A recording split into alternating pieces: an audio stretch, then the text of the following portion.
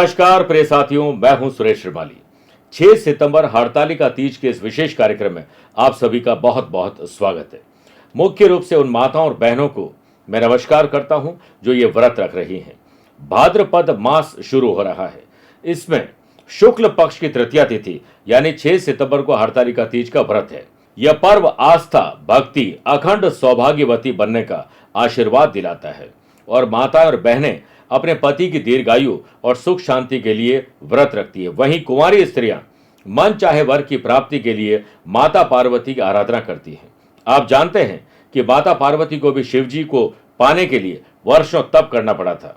वह अवश्य आपकी इच्छा समझेगी और आपकी मनोकामना पूर्ण करेगी। जो बहनें यह व्रत पहली बार रख रही हैं वे याद रखें कि इस व्रत की पूजा शाम को प्रदोष काल में होती है। इसीलिए सुबह उठकर स्नान करने के बाद आप घर में सामान्य रूप से पूजा करें और दिन भर भगवान के नाम का स्मरण करते रहें। व्रत के दिन सोना नहीं चाहिए। कोई बीमार है या गर्भवती है तो वो सो सकते हैं। दूसरी बात, अब बात करते हैं पूजा विधि के बारे में। शाम के समय में एक बार पुनः स्नान करें और लाल, पीले, हरे या गुलाबी रंग के वस्त्र महिलाएं पहने। यह सब मांगलिक रंग है तथा पूजा में इनका सकारात्मक प्रभाव आता है। उसके बाद अपने पूजा स्थान पर एक लकड़ी का बाजोट या चौकी रखकर उस पर लाल रंग का एक वस्त्र बिछाकर भगवान शंकर और माता पार्वती की प्रतिमा रखें। प्रतिमा को स्थापित करने के बाद महिलाएं अपने दाहिने हाथ में थोड़ा जल लेकर संकल्प करते हुए इस मंत्र का उच्चारण करें। उमा महेश्वर सायुज्य सिद्धये हड़तालिका व्रत महम करिष्ये। उसके बाद चौकी पर ही गाय के गोबर या मिट्टी से गौरी गणेश जी को स्थापित करिए। अब पूजा की थाल सजा लीजिए। उस पर क्या क्या सामग्री रखनी है ये आप नोट कर लीजिए।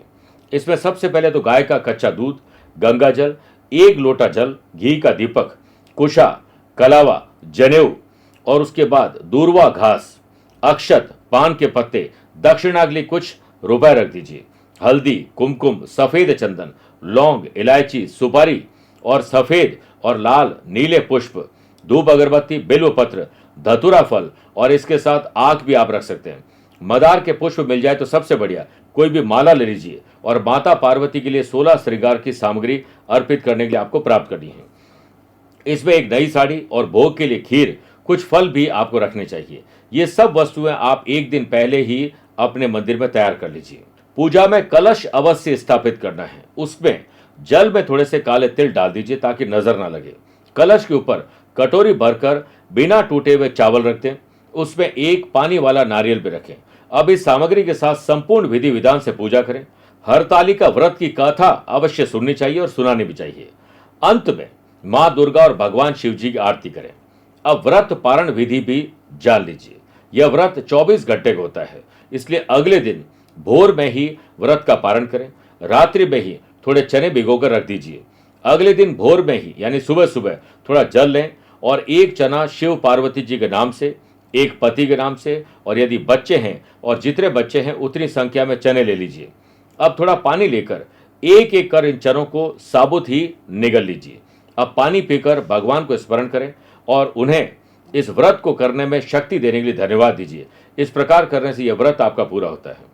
प्रिय साथियों, आप श्रृंगार की वस्तुएं किसी सुहागिन स्त्री जैसे अपनी सास या ननद को भी दे सकते हैं। पूजा में चढ़ाए गए अन्य पदार्थों को किसी नदी या पीपल के वृक्ष के आसपास भी आप रख के आ सकते हैं। कलश में जल का तुलसी में डालकर या फिर दूर्वा से पूरे घर में छिड़काव कर सकते हैं। किसी भी गमले में डाल सकते हैं और भोग लगा फल प्रसाद परिजनों में, आसपास के लोगों में बांट दीजिए। अब रखना है किन बातों का विशेष ख्याल ये नोट कर लीजिए। इस व्रत में पानी पीना वर्जित है यानी मना है। आप निर्जल रहकर ही ये व्रत करें। किसी विशेष परिस्थिति जैसे गर्भावस्था है, बुजुर्ग हैं, पानी या फल का जूस का प्रयोग कर सकते हैं। हड़तालिका तीज का व्रत कठिन होता है, इसीलिए किसी विषम परिस्थिति में महिला व्रत करने में असमर्थ हो या व्रत छूट रहा हो तो पति भी पत्नी के बदले ये व्रत रख सकते हैं। जो बहुत कम ऐसे पति हैं जो ऐसा करते हैं। हड़तालिका तीज पर यदि आप गलती से कुछ खा पी लेती हैं तो आपका व्रत खंडित हो जाता है।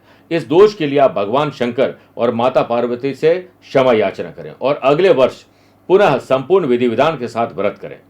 हड़तालिका तीज पर भगवान गौरी शंकर की कृपा आप पर रहे।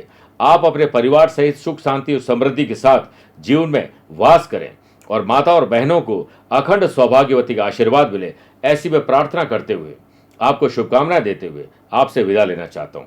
हर हर महादेव। आज के लिए इतना ही। प्यार भरा नमस्कार और बहुत बहुत आशीर्वाद। जय गणेश काटो कलेश। प्रथम पूज्य गणपति जी अगर आप पर मेहरबान हो जाए तो रिद्धि सिद्धि आपको देंगे, आपके हर काम को बना देंगे। अगर आपकी कुंडली में बुध कमजोर है तो गणेश जी की कृपा कमजोर रहेगी। लेकिन अब 7 सितंबर को गणेश चतुर्थी पर गणेश जी पधार रहे हैं आपके घर रिद्धि सिद्धि देने के लिए। अगर आप उन्हें प्रसन्न कर लेंगे तो उनकी कृपा आप प्राप्त कर पाएंगे। इसके लिए जोधपुर आध्यात्मिक साधना सिद्धि केंद्र ने बीड़ा उठाया है। विद्वान पंडितों के द्वारा श्री गणेश कृपा किट को हमने निर्मित और अभिमंत्रित किया है, जिसे आपके द्वार पर भेजने जा रहे हैं। इस किट में संपूर्ण साधना विधि है जिससे गणपति बप्पा प्रसन्न होंगे। अभिमंत्रित अष्ट विनायक गणपति सुपारी, अष्ट विनायक गणपति कवच, अभिमंत्रित हकीक पत्थर, अनार की कलम, भोजपत्र, अष्टगन और अभिमंत्रित माला। आप इसे दिए गए नंबर पर संपर्क करके प्राप्त कर सकते हैं ताकि आप सुख, समृद्धि और शांति के साथ अपना जीवन जी सकें। गणपति बप्पा मोरिया।